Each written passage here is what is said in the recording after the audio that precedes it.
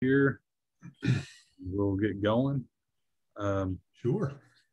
All right, thank you. And folks, thanks for joining us this evening. And tonight we have James Wilson. James Wilson is the Extension Apiarist for Virginia Cooperative Extension, involved in a lot of different things here in Virginia and beyond. And he's going to talk to us tonight about something I know that really befuddles a whole lot of beekeepers, and that's management of Varroa mites. So James, I'm going to turn it over to you, and thank you very much. Great, thank you. I'm going to quick share my screen here. So I was just speaking with folks in Abingdon 2 weekends ago, I think, and so I revisited some stuff that I had been talking about, and I wanted to share with you all this new version. So if you see me looking here, I'm actually looking, yeah, this is where your view is, so I can check to see how you all are doing. But please feel free to stop me. I'll have an eyeball on the chat. You can interrupt me as you need to. And really what I wanted to do is I want to take this opportunity to talk specifically about the Varroa mite. So it's real easy for us to say Varroa mites are bad, so let's do something. But I realize that people have got some different attitudes and different ideas about just how bad Varroa mites are. And that can severely impact our ability to do some serious management against them. And so we can end up losing our fight for the mite. So if we look here, I can see that there's some stuff going on here with the Varroa mite life cycle that has changed recently. And I wanted to share that with you all because it gets down to the meat of what we're talking about and why this is a pest. So I'm going to share research from others because this information has changed significantly in the past 3 years.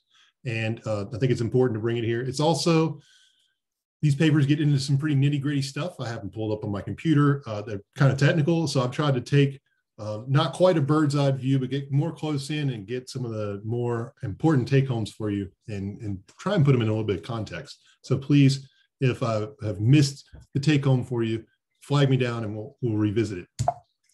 Let me get the right window selected here. Here we go. So a lot of the resources I use are the Honeybee Health Coalition, and you'll see in that just text document that I share with you all that is kind of a big deal, and they have a lot of great resources. And I'm not sure, we'll try this out.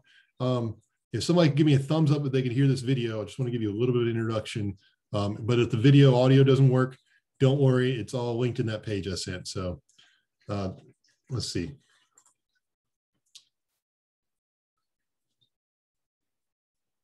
Honeybees suffer from a parasite that is their most devastating pest, the Varroa mite. Can you all hear that? This mite is widespread and common. It spreads viruses and will kill most colonies within a year or two if nothing is done. This bee has been fed on by Varroa mites. She will never recover and will soon die. If you keep bees and do nothing to manage Varroa mites, your bees will die. Hi, I'm Danielle Downey, Executive Director of Project Apis M. And I'm Mark Dykes, President of the Apiary Inspectors of America. Nearby colonies, even healthy ones, will likely be the next victims of these mites. Controlling Varroa mites is part of being a responsible beekeeper. Don't let your bees and then your neighbor's bees suffer and die needlessly. There are many treatments to control Varroa mites, including organic protocols. Consult the Honeybee Health Coalition Tools for Varroa Management Guide, and also these educational videos to learn to monitor and treat your bees for Varroa mites. All right, don't worry, it's not show and tell. I'm not going to make you all watch all these things, but I just want to give it a little bit of perspective. Everybody has Varroa mites. I get a lot of people who come and, well, not come, but they'll call me and say, hey, James, I lost my bees. I want to know what happened. And so we'll try and get down to the bottom of what probably happened. But we often get hung up on one thing, and that's what were your mite loads? And so when I ask somebody that, and they say, well, I didn't see any, then I realize that we're having a conversation we're sort of jumping ahead from where we should be. If we don't know how bad or what level of infestation we have with these mites, we really can't say that something else has gone wrong inside the hive. So I hope here to be able to explain to you why it is so important and why we should take the time to look into it and why we should take the time to actively sample for it. So that if I ask any quiz questions today, the answer is probably going to be sample or sample again. Just give you a little bit of perspective. The Varroa mite jumped over from the Asian honeybee, Apis cerani, onto Apis mellifera, our European honeybee, likely through queen trade and things like that. We can see it made it to South America as early as 1971. And records here in Virginia placed around 1989. So I imagine some of you have actually been keeping bees since before 1989. So you may remember what it was like to not have to worry about Varroa mite. But it is something that has become a really big problem. And we are learning more and more about it, as I'm going to point out, about how some of the extra facets can be impacting us. So let's keep going. So it is an old problem, but we've been learning something new. So this paper over here on the right side came out in January 2019. And I want to point out some of the big differences. At the time in 1989, and since then, we thought that this was just a parasite of the brood. So it fed on some brood, maybe some brood died, but it probably didn't have much larger impacts beyond that. Additionally, we thought it specifically fed on the blood of the insects, so kind of like a vampire. So if it's feeding on these, if it's just feeding on these brood, then it's sort of taxing, but maybe it's not causing significant damage other than a little bit of blood loss. And then we thought that it only hitched a ride on adult bees. So you may have heard this as being called the phoretic stage. It just means that, that we thought previously that these mites were using the honeybees, adults, just to get from one place to another. And that really wouldn't be that big of a deal if that's what happened in the winter. That means that these bees wouldn't be, or these mites, excuse me, would not be feeding during the winter. And so they wouldn't be damaging our bees. They would just basically be waiting out until they had the chance to feed again. And unfortunately, that's not the case. And that makes a significant impact. So Dr. Samuel Ramsey broke out and came up with some delightful work. And that's actually a scanning electron microscope picture that I showed you for my very first slide here from his work. So what he was able to see was that the life cycle is distinctly split into two phases. So one of them is this reproductive phase. So that's where the mama mite, the foundress in this case, goes inside with the brood before it ends up being capped, and basically lays in wait and waits until that brood is capped, and then she begins this process that gets kind of gross from there. The other phase is this dispersal phase, where we thought they were just hitching a ride, but instead they're actually traveling and they can feed on adult bees. So that means that they can be taxing the brood and they can be taxing our adult populations. So just one mite, assuming no other reproductive capacity, could be impacting more than one bee at a time. But we know something else about reproductive capacity. We know that these female mites crawl in, and if they go into a drone cell, it ends up being an interesting story from there. Then she will lay an egg, and that'll hatch out being a male, and then she'll lay more eggs, and those will hatch out and be female. They will all feed from the same feeding site, because at some point we can see that the majority of the pupae turn into a fluid sac before the imaginal cells kick in and it begins to really complete its metamorphosis. So if they were just to feed all over, then they could actually flood the cell and drown themselves. So they just feed on one site, but they all feed there. And then it takes 6 to 7 days to complete development. So what really gets to me is that one mite goes in, and in a worker cell, 3 mites come out, and they're capable of doing the same thing over and over again. But if that happens in our drones, 1 mite goes in and up to 4 can come out and do it all over again. Now, the males never come out. They mate and die right in there, but the females come out, and each one of those can go and start this process all over again. So now we went from what we thought was maybe one could feed on a larvae, one could feed on an adult, maybe one mite can impact more than one bee at a time, to now one mite can have a large, if not exponential, impact on what's going on inside the hive. That's just from feeding. So I want to highlight some work that's been done. We have a very good student, Morgan Roth. She's now working on her PhD, working with small hive beetle. But for her master's, she did some interesting work with Varroa mites And one of them was getting an open access article out about Varroa mites. And so that's sort of almost an exhaustive list of things that's been done, and it really gets down into the detail, but she's also a good artist. So always go for a different visual if you can. So if you look here, we can see that here's the female mite. She came in, and this is getting ready to get capped, gets capped, and she's feeding, and then laying. The female mites end up coming out, and then they mate, and they can emerge out on this adult here. So this is just a different way to talk about it. And I can share this PDF with you all afterwards. So there's another paper that came out, and this one is actually about Varroa mite disease transmission. But I like this visual here as well. And you may be familiar with Dr. Kirsten Trainer's work. I think she was an author for American Bee Journal or Bee Culture, one of those two, for quite some time. And now she's doing some other work. So if we look at our basic life cycle of a worker bee, we've got day one, the egg is laid because we know we're keeping the brood around 93 degrees. It's going to hatch out. Day 4, it's going to begin as a larvae, and then it's going to almost get to capping. That's when we can see that this mite jumps in, hides underneath in the brood food, and then it begins to feed. So then here's a male that ends up hatching out, and then females, and so on and so forth. So then you end up with as many as 3 mites coming out here 21 days later. So all the bad stuff happens here in the cappings. And this is important to us because this really impacts our ability to control those mites. We can technically go in and with most of our management techniques, be able to kill the mites that are on these bees.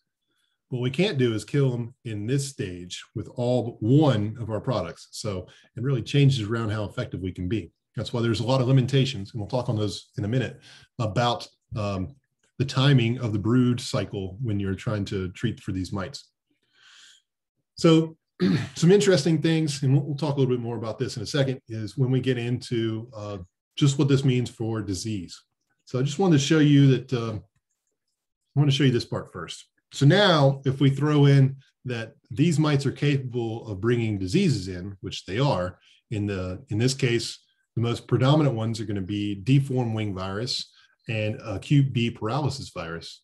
Really, deformed wing virus kind of happens in the background until you end up with Varroa mites feeding on our bees, and then it has a synergistic effect. So it's like a multiplier, and things get worse if you were to have just one or the other.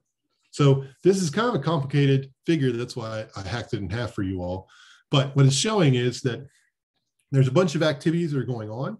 And then if we introduce something like a virus in here, we can see that there are various routes of transmission that they can get it. So one of them is this Varroa mite can feed on an adult that's infected and then go and get into a cell with a larvae that then pupates and affect that larvae. So then if that grows, the virus grows in here, then you can end up with 3 to 4 mites coming out that are then capable of transmitting it on to either adult bees that they feed on or to larvae that they feed on.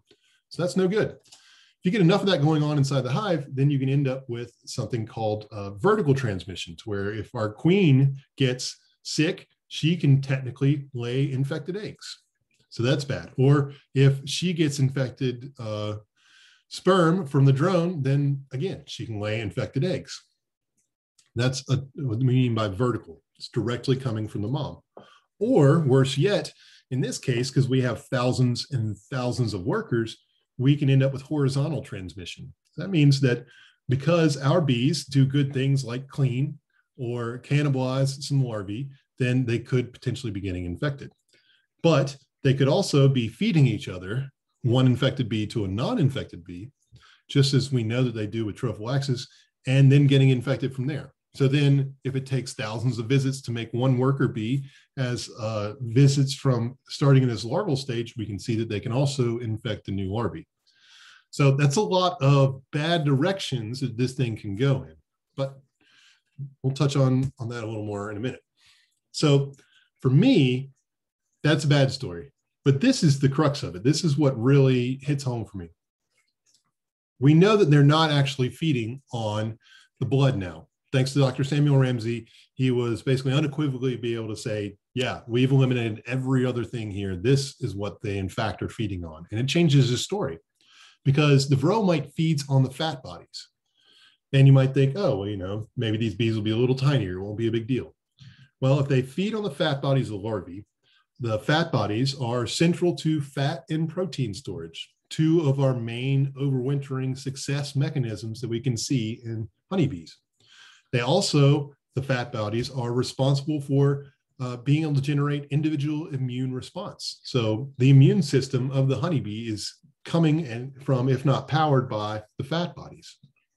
Additionally, the fat bodies allow these bees to be able to thermoregulate, meaning if it's winter and they need to be able to stay warm, that this is going to be impacted. And then additionally, these fat bodies produce the vitellogenins. And this gets into some of the hormonal controls with the behavior of the hive. So if we are losing bees because they're getting sick because they're being fed on by Varroa mites, and or we're losing bees because they're getting sick because they got a virus from others that were fed on by Varroa mites, then we need to replace that workforce. Well, that workforce caste system ends up being impacted by certain levels of hormones, juvenile hormones, and these vitellogenins. So that helps these bees divide into nurse bees, construction bees, undertaker bees, guard bees, food handling bees, foraging bees, and the like. So if a large chunk of them don't make it to one of these stages, then some of them have to shift up and take over things for the hive and help the colony be able to be successful from there. So the vitellogenins in this process help regulate these shifts. And so they might jump into it kind of early, which means they might do something like neglect feeding their little sisters, which means they might neglect the ability for the population to continue to increase. And so the things can just dwindle and get worse and worse from there, just from some basic underlying causes. So in general, they are taking away nutrients. They're literally sucking the fat out of these bees. But then impact-wise, we're looking at a whole bunch of things that happen downstream that can go from a problem with an individual bee to a problem with a group of bees, now to a problem with a whole hive. And if we don't have a handle on the level of impact that these mites are having on our hive, we have a hard time being able to go back to why we have dead outs, or go back to why we're not seeing what we would expect to be seeing in the behavior of our colony. Any questions so far? Sorry, I just totally recreated this the other day, or I came up with this talk the other day because I thought it was very important. And I've only ever given it in front of a live audience, so I don't have anybody nodding their head along. So I hope that I'm not losing anybody or getting too technical. Doing great, James. Thank you. Okay, thank you. Thanks for letting me know that at least you can hear me too. Okay, so one of the other big things that Dr. Ramsey was able to tease out for us is where these mites are feeding on adult bees. So where before we thought they were just piggybacking, we now can see specifically where they're feeding. So in testing a whole bunch of bees to see where their mites were, they found, that they weren't here. If we look right here, this is where a lot of people think about seeing Varroa mites. So when somebody says, oh, I don't think my counts were that bad, I didn't see any mites, they're typically thinking about looking right here in the middle of the thorax. Well, that's fine, but if we look here, we can see that happens less than 1% of the time. So if you have 100 bees and you only see one mite here, that doesn't mean that you have one mite per 100 bees. Instead, if we look at this heat map where things get more and more red, on the left-hand side of the underbelly of the bee, we can see that greater than 61% of the time, or almost 61% of the time, they were finding mites there. You'll never guess what's hidden right here underneath this armor. It's, in case you don't want to bother to type it in, it's fat bodies. So we're not very likely to see these. These are kind of tucked away elsewhere. And that also changes around how we can deal with this and what we can understand about it. So let's take a closer look like Dr. Ramsey did. Oh, I clicked on the wrong thing. There we go. So if we zoom in, we can see the actual feeding site. So where we thought they were just piggybacking over here, we can see that they're actually hiding underneath these plates. And this is just the mite here that's poking out. This is some excellent electron microscopy where they basically coated this whole thing in gold dust to be able to take a closer look at it. And it's tiny. This is not something we're very likely to see unless we are physically exploring each individual honeybee, we're not very likely to run across this. So then if we were to remove that mite, we can see that they had basically glued themselves in with their feet, and that there is actual feeding damage inside. So if we take a closer look, we can see where they're actually able to pierce the exoskeleton of the bee to jump in, or not to jump inside, but to be able to get their mouth parts inside to then be able to feed. So it's not that they're hiding there. It's not that they're just tucking themselves in to stay warm. They are actively feeding on those bees. And because of that, they are impacting those fat bodies of the adult. There's no more development left for that adult. So let me air out some dirty laundry. I had a year where I was really putting a lot of energy into teaching. It's my first real year on the job, tons of energy into teaching. And I was really trying to get really good at it and bring some excellent things in the classroom. I had inherited a bunch of bees, and since I know you all might not respond here, just because we're all online, let me go ahead and point out to you what I see when I see this picture, other than it gives me a little bit of anger knowing how it ended up. If I look, I've got a small hive beetle over here, another small hive beetle over here. If I'm just kind of cruising around, look at some of these bees, you're not seeing mites there, not seeing mites there, but I see a mite there. I see another mite there. So if we go back and we think that, okay, they're not supposed to be on the thorax, but if they are, it's less than 1% of the time. That's not very good numbers if you count the numbers of bees I have right here, that 2 of them, it's already on their back. So let's zoom in. So I've got this mite here, another mite here. But what we're not seeing is where we typically would find the mites, which is greater than 60% of the time, they're actually going to be here on the underbelly or here on the underbelly. So that means that these could be extra mites. This poor girl's already got 2 on her, but she could be being fed on her abdomen. So this was in September. Who wants to guess how this hive turned out? I can give you one other tidbit. I did find some bees in here with deformed wing virus, where the adults actually had shrunken, shriveled wings. And what we know about deformed wing virus is the shrunken, deformed wings show up in less than 1% of the cases. So you could have 100 bees that are all sick with deformed wing, and only 1 might show up with actually having the deformed wing symptom. So that's kind of a big deal. This right here, where we can see that they show up most of the time, is not taken into account just from a visual inspection. So if I were to look at that and say, oh, well, I've only got 2 every frame or so, I must not have a problem. Well, the hive died, of course. It was basically a dead hive by the time I saw that in September. It was a dead hive because there's only so much you can do. September is when our bees need to be making the most healthy bees possible. In this case, they had taxing going on. They were being taxed by their larvae being fed on by Varroa mites and impacting their future development.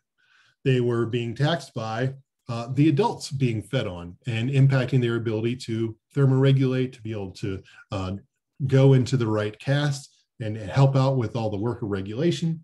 And then they were just being taxed from there. This is the time when we want them to make the best winter bees possible. So they were going to grow them up under these conditions. But really what we're looking at is basically a virus factory where they're going to continue to feed into making unhealthy bees. So it's no wonder that they were not successful overwintering, no matter how much honey was on there.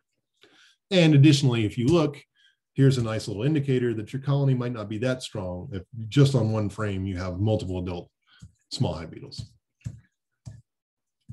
So Dr. Trainer talked a lot about, in her paper that I cited here, a lot about the role of viruses. And she actually came up with this nice, distinct way of, oh, I did have this one thing I was going to show you. No, it didn't show up. Okay, sorry, something was hidden. It did have a nice, she came up with a nice little synopsis of how these mites impact the cycle of the colony. So I just gave you a little preview, but I'm going to go ahead and let her, the main author, explain this right now. Somebody let me know if you can't hear it. Varroa destructor is an obligate parasite of honeybees with no alternative host, so the two have a close interrelationship. Here we represent the theoretical growth of a healthy colony without mite treatments in the Northern Hemisphere. In winter, colonies are typically comprised of all adult winter bees, shown here in dark blue, with very little worker brood, represented in light brown, and low Varroa mite populations present on the adult bees. By late winter, the colony substantially increases its brood rearing, and the few surviving Varroa mites invade cells for reproduction. As these new bees emerge in early spring, the colony expands rapidly in adult bees, shown in yellow, and brood. The colony commences rearing drone brood, represented in dark brown, which is preferentially invaded by Varroa mites. Varroa mites reproduce during the cap brood stage of bee development, so potentially every 12 days in worker brood and every 15 days in drone brood, shown here by the red circles. In contrast, a honeybee colony typically only reproduces via swarming once per year, shown by the yellow circles. After swarm season, the bees stop rearing drones. Now all of the Varroa are forced to reproduce in worker brood. If the colony experiences a midsummer nectar dearth, the brood nest contracts and Varroa start to appear on adult bees. However, the majority of Varroa are still hidden out of sight in the worker brood. It isn't until late summer, when both the bees and brood nest area have contracted, that we start to see Varroa mite levels above treatment thresholds on our adult bee population. Late summer is also when colonies are rearing winter brood, represented in light blue. These emerge and become the long-lived winter bees, shown in dark blue. Winter bees have an extra layer of fat body, the organ Varroa mites preferentially feed upon. As the colony stops rearing brood in the late fall, Varroa are forced to exist on adult bees and have no place to reproduce. The mite population sinks accordingly, and we repeat the entire cycle once again.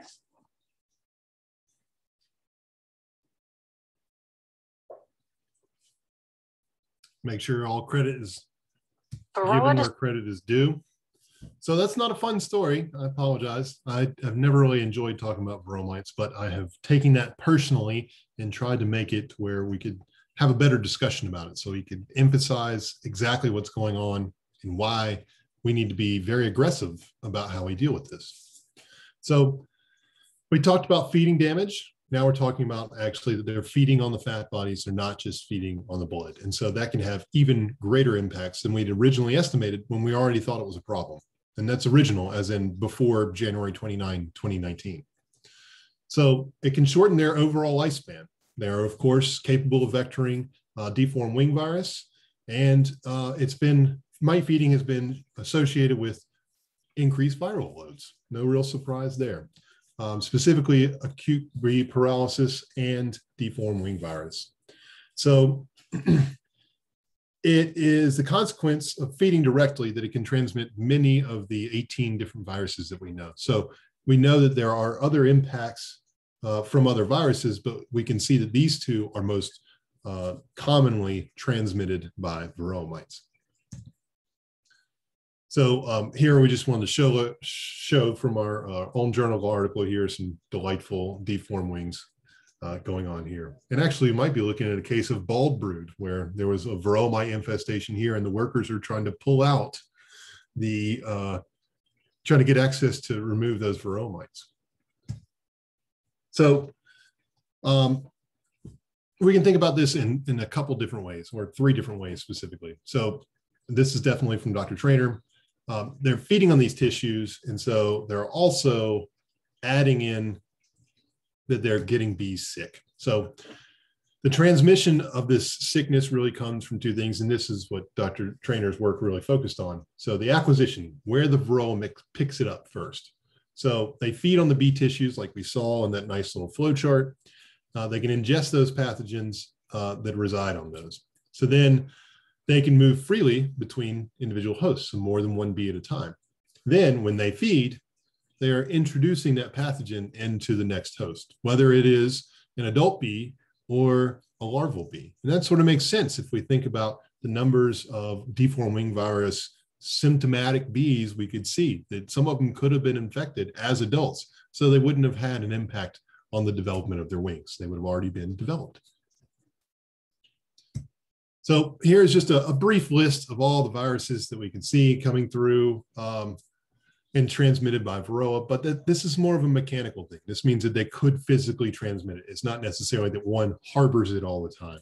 So it's don't want to put the cart before the horse in this situation.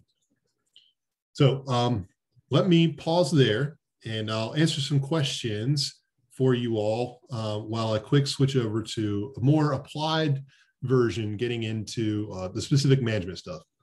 But I did want to take this opportunity to really get down to the nitty gritty of why it's such a large problem and how it can have these larger effects than we might have been thinking of previously. So what kinds of questions do you have for me so far?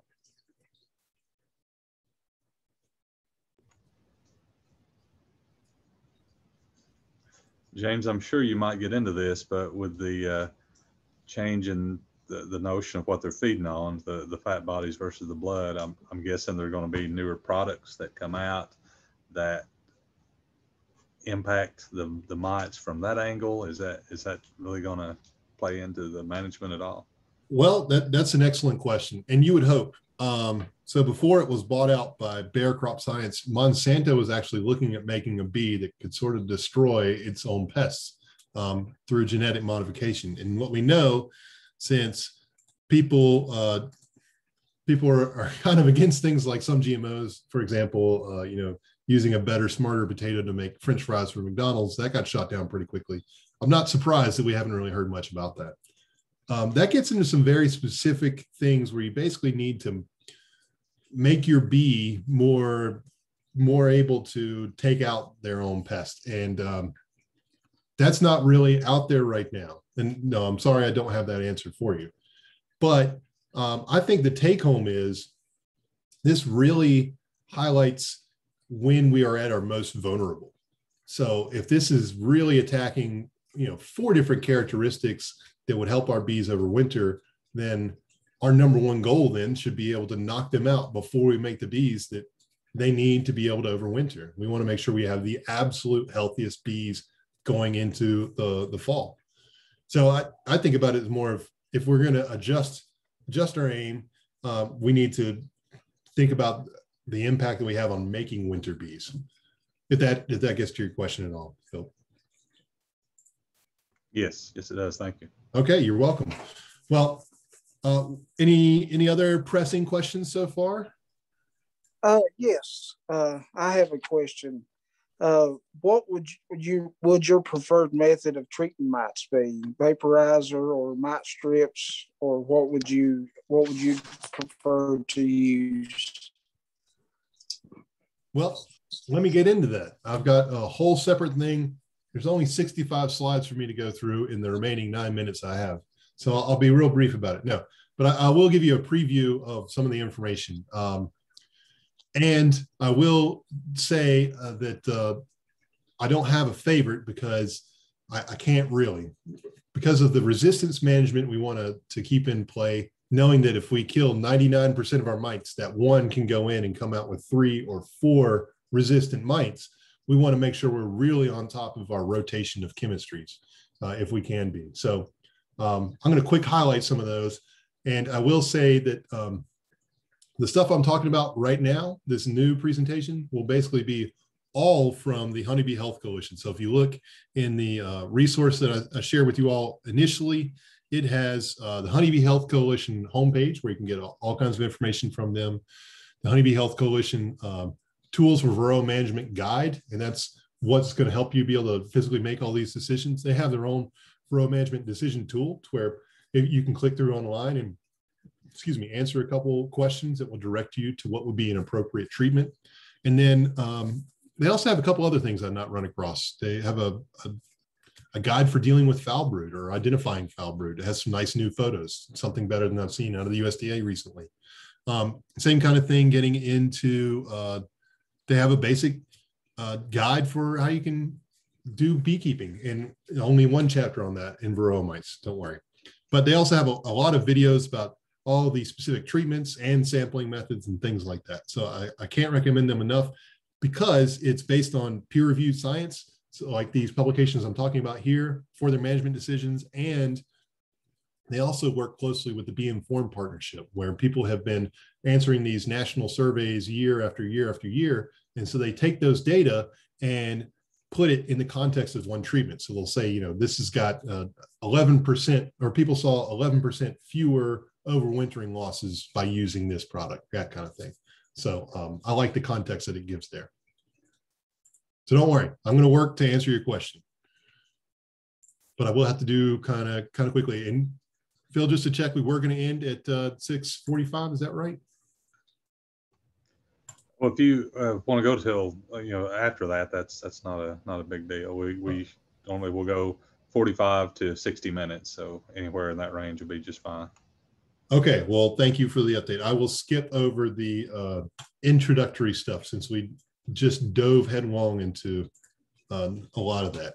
So this to me is pretty important. We talked a lot about the Honeybee Health Coalition, or I have so far. This is what's going on here, where they're really trying to give some good resources, but I'm not advertising their site. I'm just sharing with you. Thanks for putting that up there. And this is the Varroa management guide. I really like this.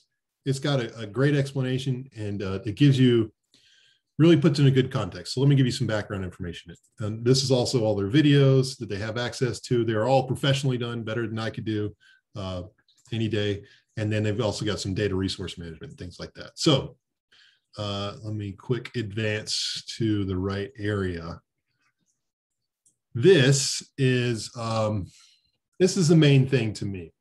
When we're thinking about this population, and I apologize for the resolution here, but this is definitely theirs. If we look in our blue line here, and no, I wouldn't have used UVA colors, but I didn't have to. This is our population of adult bees, and this really tells us what's going on with our population size of bees.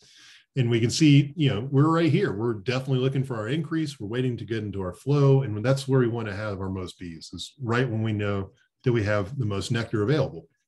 So because they require capped brood, we can see that these mite populations are going to be slower to catch up. But as our bee population trickles down and really cuts off going into the fall, that's when we've lost this numbers game with our Varroa mites, where they are beginning to, in some cases, very easily outnumber our bees. And that's a really bad situation.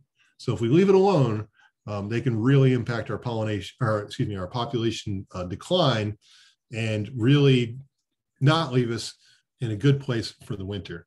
So how many is too many? Well, too many to me is, well, it's here. These are the thresholds. We talk about in integrated pest management that there are specific thresholds to keep us from going over a damage. And we'll talk about that if we have time. Yeah, we've got time. So what this does is this puts this in reference to what the actual colony phase is. So if we're dormant, but there's brood, so we're not quite building up, but it's, it's late winter, then greater than 2% means that we're headed into a big issue. So we want to see less than 1% in almost all of these. In our population increase, we're looking at less than 1%. Is acceptable. Our danger would be if it were 2 to 3%. And I had to update this because these numbers have changed just in the past couple of years based on the research that they're seeing. Peak population, anything greater than 3%, we definitely need to pull the trigger and make something happen. Same thing for a population decrease. Please note that this covers all 4 seasons. That means that during all 4 seasons, we need to be thinking about how we're going to actively control against these mites. If we miss, then I sort of feel like we've missed the opportunity to keep our bees nice and healthy. And I know that agriculture is the biggest employer in Virginia. And so I take confidence, or I am confident that I can ask you how many head of cattle is it in a herd that's okay to be sick, especially if you can do something about it. And the answer should be none. So if we have the chance to prevent our bees from getting sick, then ideally our bees would be performing better, more of what we are looking for from our bees, and we'd be doing right by the bees, basically. We'd be helping them out as we should have. So I think about control almost all the time, just trying to really pay attention to it. Let the biology guide me to be able to make these management decisions. So the important thing is that you want to make sure that you sample before you plan a treat, not just, oh, it's Memorial Day weekend, I need to pull my first treatment. No, you need to sample. And then to see if your treatment worked at all, you need to sample afterwards. So you want to make sure that you had an impact on what's actually there affecting your hive. It can't just be that, oh, this one's got a pretty good effective rate, I hope it worked. We want to know exactly how it worked, especially if we need to go back to it. So the importance of this, we get into integrated pest management, and I'm sure you all have seen this if you've ever listened to a bug person before. We always have to talk about a pyramid of integrated pest management, really, because there's some cultural mechanical things we can do early on. If we're talking about this in agriculture, these are kind of the basic categories. And I'm sharing with this with you all afterwards, so I'm going to be a little brief here. But this will get into things like comb culling, keeping resistant stock, things like that, maybe making a break in a brood cycle. Some people might see these as being more aggressive, but in terms of effectiveness, they're not necessarily more aggressive. Then we can see that there are some other things you can do, like drone brood removal. There's not actually biological control agents appropriate for Varroa mite yet. And then we can get into, as we see an increase in pressure, we need to increase our level of intervention. We go in and do something about it. And because of that, we often end up dealing with more toxic situations that we need to deal with. So there's organic ones and then non-organic, and it's really just gets into the source of where those chemicals came from. So why do we have this idea of IPM? Really, for me, the take home is we want to take all the information possible, examine all of the options there, and use the best one, and try and use it as smartly as we can to be effective. So the main thing is this graph right here in the middle. If we look at our number of pests, let's call them Varroa mites in this case, we can see that if they increase above an economic threshold, then they can cause significant injury. And so from here, it'll begin to physically cost us money. Basically, we're going to be losing hives. We're going to have all these other things going. So that ET is that chart of thresholds I just showed you all. And what we want to do is we want to impact it here, so then the population doesn't get above an economic injury level where it costs more to clean things up than it would have to try to prevent it a little bit from getting over there. So it's not really prophylactic. We're not doing it ahead of time. Instead, we're using the information that we know about the pest to prevent something else getting worse. So when we take diseases into account, that's why we end up with this number getting lower and lower over time. So that's a brief idea about how the economic threshold works. Also, just to harp on this a little bit, because we saw in the research that one bee that we see is that's less than 1% of the time is the one we see on the back. So we don't want to rely on visual inspections. Instead, we want to take physical samples. So these are the thresholds I showed you before, just getting it back in context for you.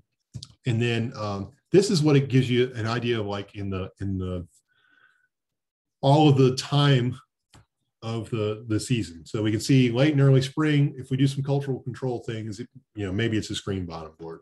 Monitoring, we begin, if there's somebody that sample didn't work, like in my case, I did do an oxalic acid treatment right before Christmas when I was broodless, and darn if I didn't have one of my hives that had a screen bottom board, so it all went away. Luckily for me, I was wearing my appropriate personal protective equipment and had a respirator on and didn't just inhale a bunch right before Christmas. So I'm going to pay attention to that colony. I'm going to be definitely checking it and making sure it's okay. So then we want to get a background sample of what's going on for our monitoring in the spring buildup, because we know we can get some good ideas of what's going on there based on expecting low populations. And then we are sampling post-harvest, things like that. We can go on from there. I don't want to read all of that for you. That's not where we're really going to talk about all these important ones. So this is where the attitudes things and the ideas about management gets into play. I'm challenged because I know that there are experienced beekeepers out there, and that many of them might say to a new beekeeper, well, there's only this way to do it. And what's the joke? You talk to two beekeepers and ask them a question, you'll get at least 3 opinions about it. So it's kind of like that.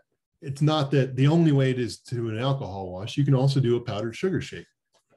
In our case, we have a little bit of experience doing that because for Morgan's research, she wanted to test and see how resistant these mites were after we pulled them. And we also wanted to get the data from that to decide whether we need to do a treatment or not. So we needed live mites, so we use a powdered sugar. And what we found was, as long as you're consistent, there was no real big difference between the two. It wouldn't put you over threshold or under threshold falsely if you were to use the alcohol wash versus the powdered sugar. And so I ask that as you all work with new beekeepers, please don't discourage something like the powdered sugar shake, because you probably remember the first time you put those boxes together and you heard that crunching noise, probably made you cringe a little bit from smashing a few bees. Just imagine if you tell them that every 3 weeks they need to be killing at least 300 bees inside their hive with alcohol just to see if they're going to be able to help their bees make it through the winter. So sugar shake can be a viable option. I have been running into issues with a sugar shake when the flow is on. When there's a bunch of nectar coming in, then it's going to cake up and it's not going to work as effectively. So I'm trying to be better about having more alcohol on hand to be able to do this as an option. And really, if you put them in a jar, you can put alcohol in that jar. Although I've got a little stinger in my hand from where I didn't have a lid for my mesh jar, and I just kind of shook them with the alcohol. So that's not always ideal. So that's just about the sampling. This is what Morgan was doing. I picked up some kitty litter, kitty litter boxes off the side of the road the other day, and I just smacked my frame down in there. It's a frame of brood comb. So that means that we're more likely to get those mites as they're jumping out of the cell, getting on the adult nurse bee to then go to the next place.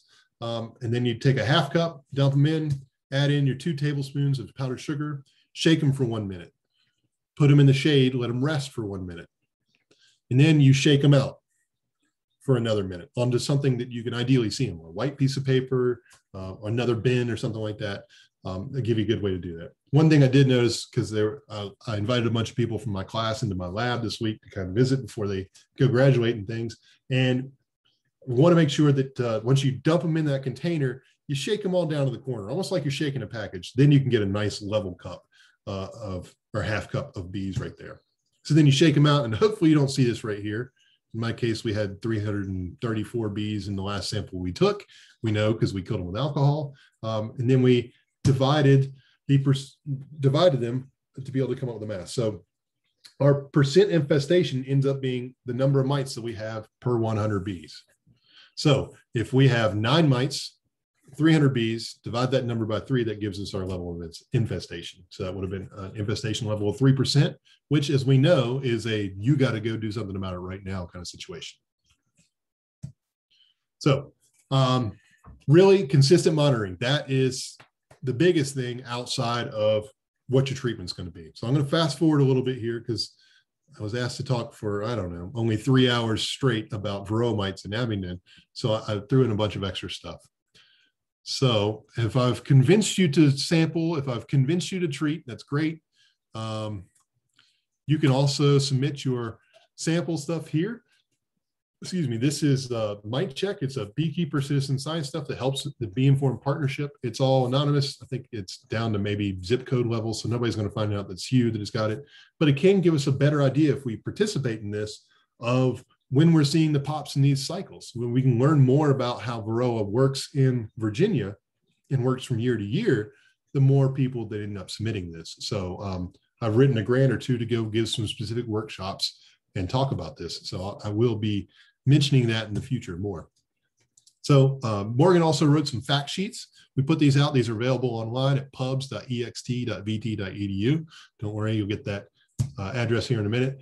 I also thought it'd be kind of boring to read 9 straight pages about Varroa mite. So we broke it up. We said, hey, let's make it Varroa mite biology and feeding damage, like we just talked about. Varroa mite sampling methods, like I just previewed. And then what we're getting into right now, Varroa mite management methods. Also, just to give you an idea, here's this open access page or journal article here. In the first month of posting it in 2020, we had almost 5,000 views, just really checking it out, making all kinds of stuff happen. So it's been very popular so far. I think it's one of the top 2 that journal has ever had. So we can talk about the different types of control methods. These are some of the cultural ones. People talk about drone brood removal, requeening, colony configuration. They're not that great because they don't stop the problem. They can help slow the problem down. That's why they're not that great. So drone brood removal, we can talk a little bit more about that, but I imagine you all are more interested in the actual management techniques. Screen board, that never really made much sense to me because we were sort of betting on the dumb mite theory.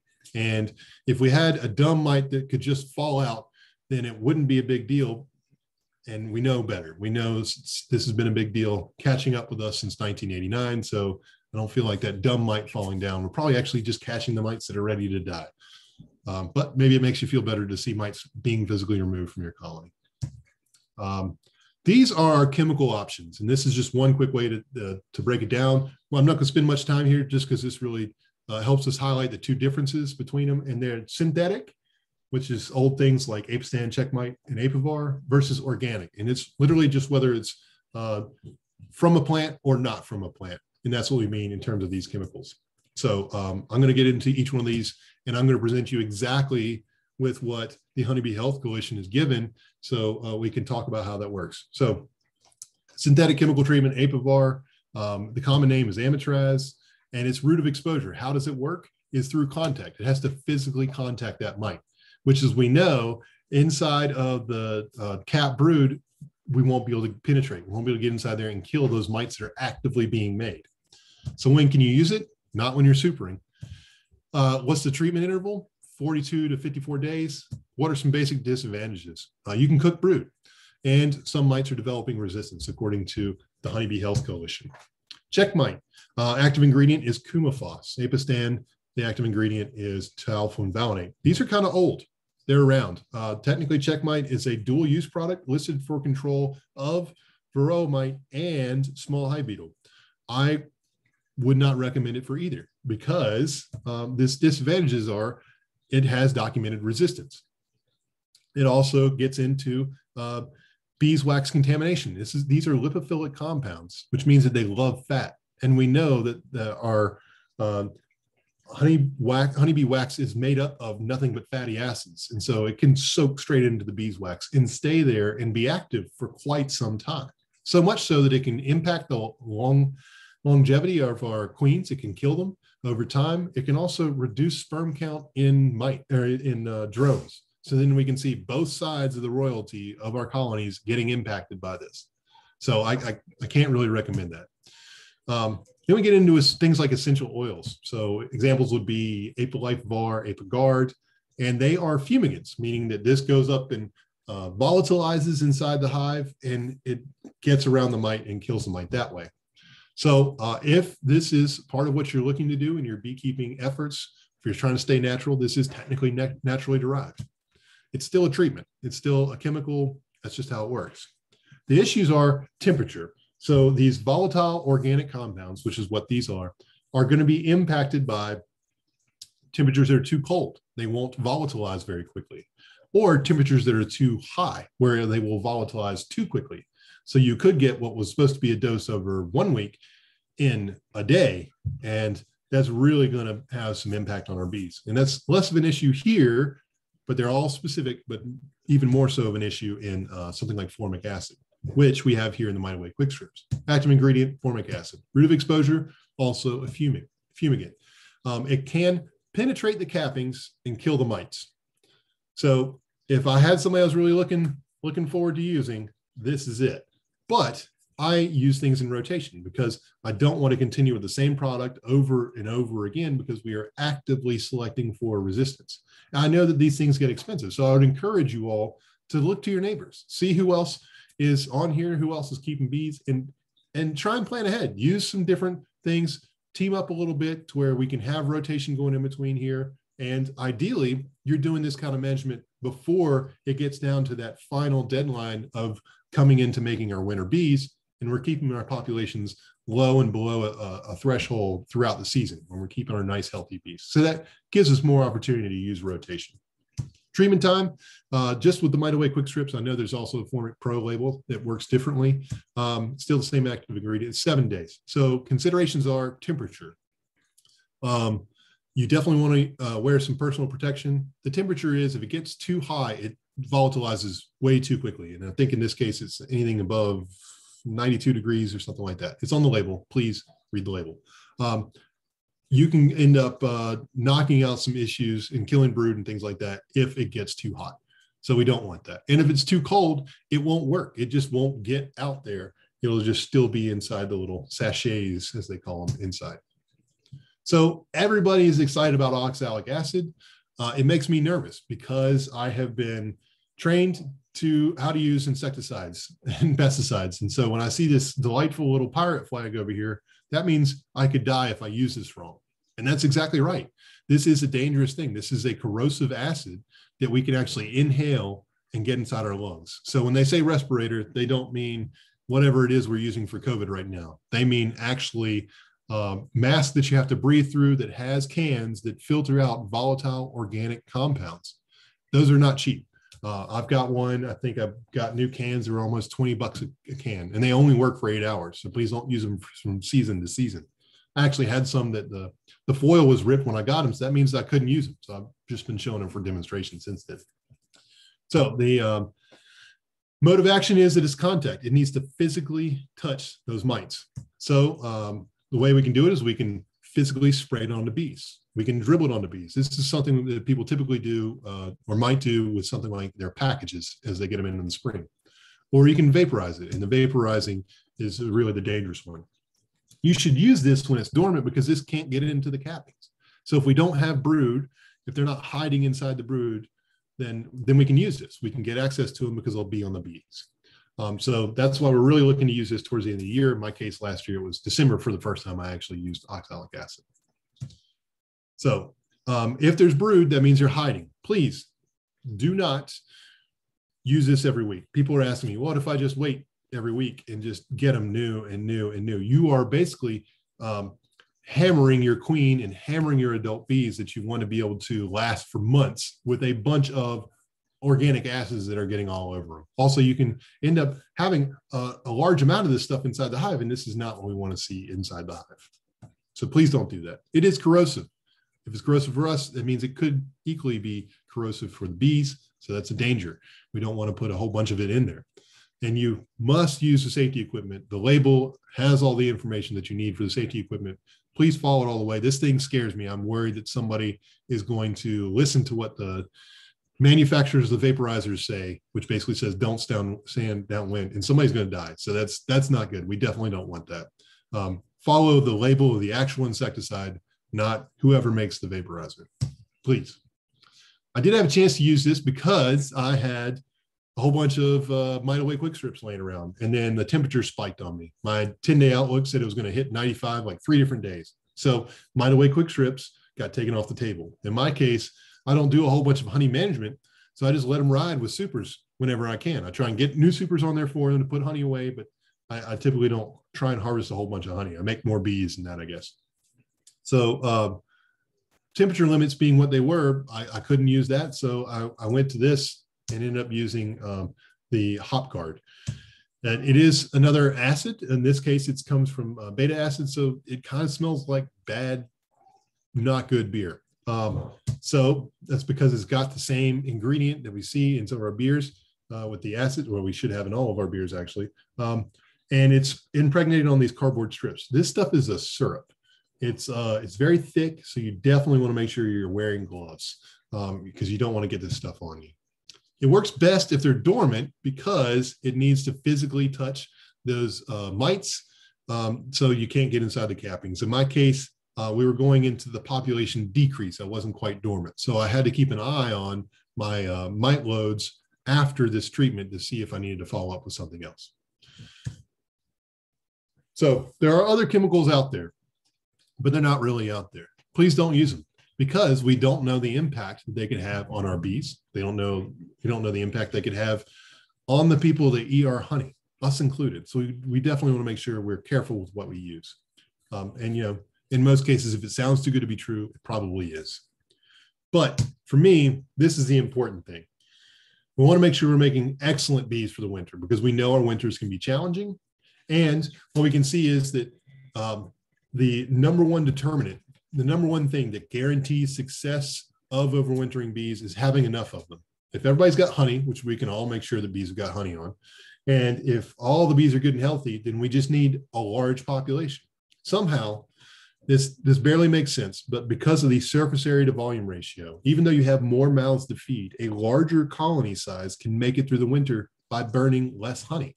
A smaller colony will lose heat more quickly, and they will have to burn more honey despite having less physical mouths to feed. So we want to make sure that we have good, strong colonies. Additionally, our Varroa mite is going to be picking away at our adult population all winter long. So we're going to see losses of the bees that we need in that large population to allow us to overwinter. So they're just going to be chipping away at it. So we want to knock those populations way down just for the overwintering. Now we also want to knock those populations down so we can have very healthy bees making our winter bees to then be able to help us out. And that's going to help us out in the spring because we won't have a whole bunch of sick bees when everything's looking really nice. So we're doing management right now in the next couple of months for next spring. A little bit of a challenge, but you're also thinking about that as you're thinking about splits. You're thinking about getting your bees to overwinter, thinking about how large that nuke you just bought needs to be before it makes it overwinter. So these are the kinds of things we're thinking. It's not we need to play chess with these bees. We just need to get ahead of these mites before they beat us in a numbers game. So I say that recommended time of treatment is early fall. I think that if you wait that long, you may already have some sick bees and you might have missed your opportunity to catch up or get ahead almost of what's going on with your mites. So I don't think that you can start sampling soon enough. I think that as soon as you have enough bees that you feel comfortable taking a sample, take a sample. And if it doesn't show up, then you can wait a little while. You really want to know what's going on so you don't just end up with a runaway population. You don't end up with a bunch of disease because it doesn't just impact that one colony. It impacts your whole apiary. And that's assuming that your bees don't interact with somebody else's bees. It can interact their apiaries as well. So we know that in Virginia, we've got 35 to 40% losses over winter. I would put some serious money on it that this is the problem. This is what we have to deal with to start easing those numbers back and getting back to where it's more sustainable, to where it's cheaper, to where it's more efficient, to where we can get more honey. And this can ideally get a lot easier. So I know it went over on time, but I definitely wanted to make sure that I took the chance to talk about that. And with that, what other kinds of questions do you have for me? This is our little pumpkin. Not quite seasonally appropriate, but I do have to apologize to my students because sometimes I go on a little bit of a rant. So I jokingly talk about trying not to fall off my soapbox. But this is important. This is the number one issue. And it was the number one issue when I interviewed for this years ago. So this is something that we have to pay attention to. Here's my email address. Right now, my students are all finishing up emailing me about assignments that they've missed. So I've got some digging to do, but it was a good semester. We were actually able to teach in person. That's a relief. It's much better than just staring at a screen like all of you all are. Sorry. And I look forward to being able to do some more in-person programming in the future. James, thank you. Any questions for James about control of Varroa mites, management of? I just thank you for putting this on. It really helped me a lot. You're welcome.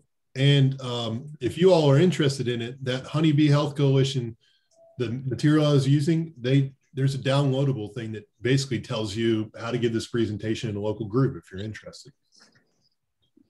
But thank you. I'm happy to have the opportunity, and I am actively writing grants to help me get gas money to be able to go do some serious workshops and things like that. So my goal was in this grant, or actually now it's the third grant I've asked for this, that tells you how that's going, to be able to visit all the 7 different regions of the Virginia State Beekeepers Association. And so you all would be in your own distinct region with that. All right. If there are no other questions, James, again, thank you very much. And folks, I will be posting this recording to the Wise County Extension YouTube channel. And I think Jeremy and Shad will also be posting it in Harlan and Letcher County. So thank you all for tuning in tonight. And if there's something you missed or something you want to go over again, I know that I will. I'm gonna bring out those publications and kind of go through those along with the presentation again. So feel free to do that. That should be up and running by tomorrow. Shad and Jeremy, do you all have anything? I know on Thursday, what we have, we're changing gears a bit. We're having a couple of 4-H'ers talking about starting a lawn care business for teens. So if any of you have teenagers who've looked at looked at making a little extra money with a lawn care business, landscaping business, then point them towards Thursday night's presentation. I think that they're going to get a lot of good information. We're going to hear from a couple of former 4-H'ers who now are owners of successful lawn care businesses here in this area. So I think that will be an interesting presentation. So Shad and Jeremy, you all have anything to add? Just wanted to compliment James on a very thorough and excellent presentation. I learned a lot from it. So thank you. Thank you. Yeah, I'll say the same thing. Great stuff, James. Thanks so much. Thank you. Happy to hopefully be useful. Well, thanks. You all have a great evening, and Phil, I'll owe you a PDF before too long. All right, great. All right, thank you again, and have a good night. You too.